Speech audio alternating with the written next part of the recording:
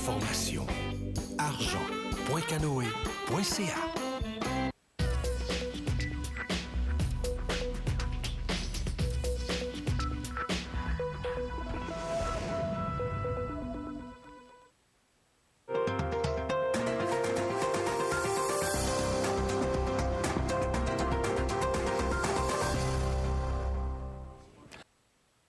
Pour joindre l'émission On s'investit, composez à Montréal le 514-524-3708, à l'extérieur au 1-866-450-3000 ou encore par courriel à onsinvestit@tva.ca.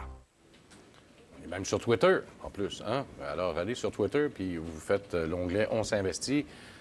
Et puis, vous pouvez nous écrire là, même. Hein? Et Pierre Novak de Edgepoint qui est avec nous. Officiellement, oui.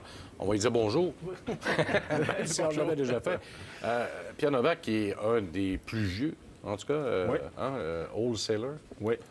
Grossiste. Donc, Grossiste. Grossiste. Vous étiez chez Trimark. Oui.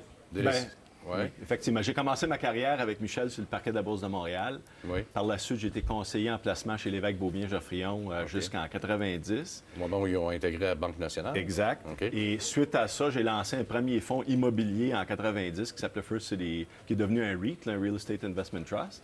Puis en 91, en novembre 91, j'ai lancé Trimark au Québec pour la première fois. C'est une nouvelle compagnie qui est arrivée au Québec. Et j'ai été avec eux autres pendant 9 ans de temps. Et quand Trimark a été racheté à ce moment par une compagnie américaine qui s'appelait Invesco, j'ai quitté et la grande majeure partie des anciens de Trimark ont quitté en même temps. Et là, c'est Edgepoint qui a été formé? Non, en fait, pas tout de suite. Ce qui est arrivé, c'est que ces gens-là ont migré dans toutes sortes de domaines. On parlait de fonds de couverture tantôt. Moi, j'ai passé les 8 prochaines années du côté des fonds de couverture. Et c'est l'appel ou le retour de M. Crumble, le fondateur de Trimark, qui m'a appelé et a dit « Veux-tu revenir lancer Edgepoint au Québec? On aimerait ça repartir sous l'ancienne formule originale que Trimark représentait dans les années 80-90. » Puis ça a été un appel très fort que je ne pouvais pas refuser. Là. Donc, je me suis joint à Edgepoint en décembre l'an dernier, là, il y a pas tout à fait un an. Bon. Fait que ça a été le parcours rapide, là, si on veut. Là. Donc, la fondation de Edgepoint, ça fait un an? 2 ans. 2 ans. Novembre 2008, lancement au Québec, après que la compagnie soit profitable, à compter de décembre 2009. Ça n'a pas été long? Non, ça n'a pas été long. En fait, c'est quasiment un record. On était profitable après 450 millions d'actifs sous gestion, ce qui ne s'est jamais vu dans l'industrie des fonds mutuels jusqu'à date. Là. Ben, c'est une première. On en a parlé déjà en ondes, mais les raisons pour lesquelles ça a été si profitable si vite que ça. Je sais que les politiques sont différentes, votre façon de faire est différente. Je ne sais pas si tu peux nous en parler un petit peu. Bien, écoutez, la première chose, c'est que mon retour est grandement causé par le retour de M. Crumble. Il faut comprendre que M. Crumble était le meilleur gestionnaire au Canada de 1970 jusqu'en 2000. Il a eu des taux de rendement au-dessus de 20 annuels composés sur une période de 30 ans. C'est jamais vu. 20 annuels composés sur une période de 30 ans. Il a commencé sa carrière chez Bolton Tremblay à l'époque avec un fonds qui s'appelait Taurus, qui est un fonds international.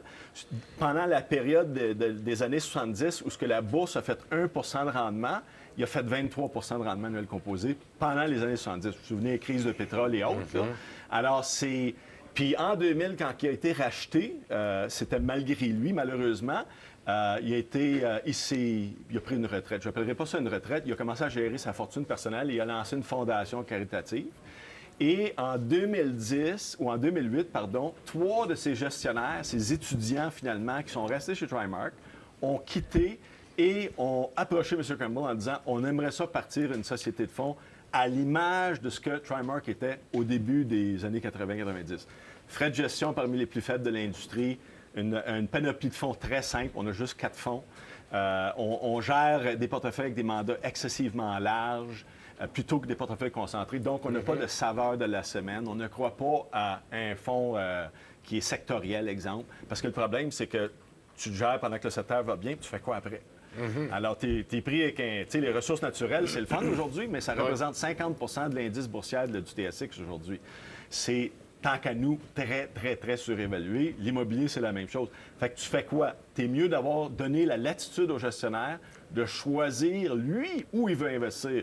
que ce soit sur une base planétaire, que ce soit dans la taille des sociétés dans lesquelles il investit ou dans les secteurs dans lesquels il investit. Alors, c'est un peu la philosophie. Donc, frais de gestion très faibles, portefeuille concentré, très peu de titres dans nos portefeuilles. Notre portefeuille mondial, exemple, pas seulement que 30 titres et non... comme on voit souvent, c'est l'industrie est devenue tellement grosse que les fonds sont devenus des fonds indiciels. Même s'il y a un gestionnaire, souvent, il n'y a pas le choix d'être indiciel.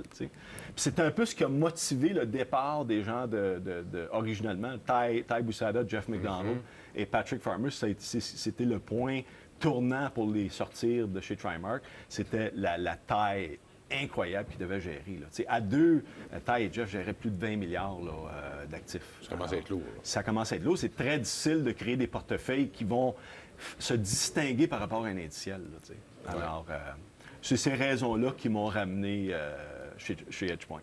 On parle je sais que vous avez une approche très différente. Par exemple, comme vous n'avez pas d'approche de publicité, de campagne de publicité, parce que les économies, vous voulez refiler ça aux investisseurs. Oui, tout à fait. En fait, la raison d'être de nos frais de gestion qui sont très faibles, c'est qu'à la base, on a un frais de gestion qui est plus faible que la moyenne.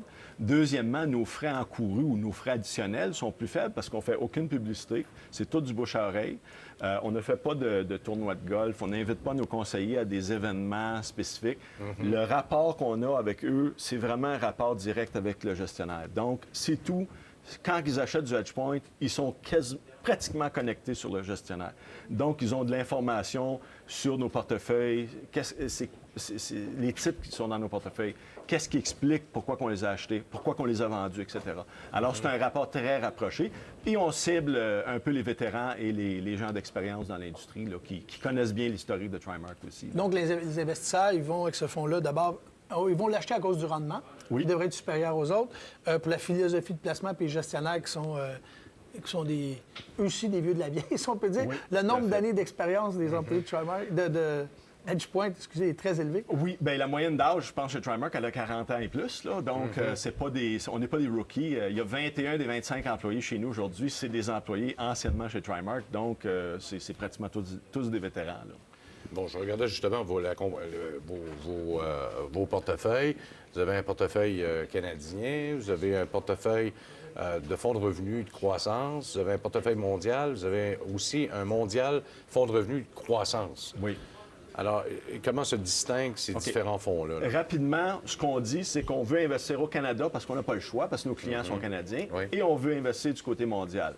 On favorise présentement le mondial pour la simple raison que les titres du point de vue mondial par rapport aux Canadiens sont beaucoup moins chers que les titres canadiens.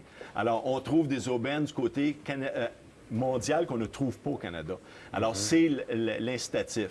Maintenant, on a des fonds équilibrés de chaque côté pour donner accès. Dans notre cas, c'est des obligations corporatives, c'est pas des obligations gouvernementales, parce qu'on constate qu'aujourd'hui, il y a une bulle présentement du côté obligataire. On a vu ce matin là, les taux encore baisser, ou les taux de rendement baisser, parce que on dirait que les clients n'en ont que pour les fonds d'obligation puis les fonds immobiliers. Alors, et c'est ce qui crée les aubaines tout à fait spectaculaires du côté des actions mondiales surtout.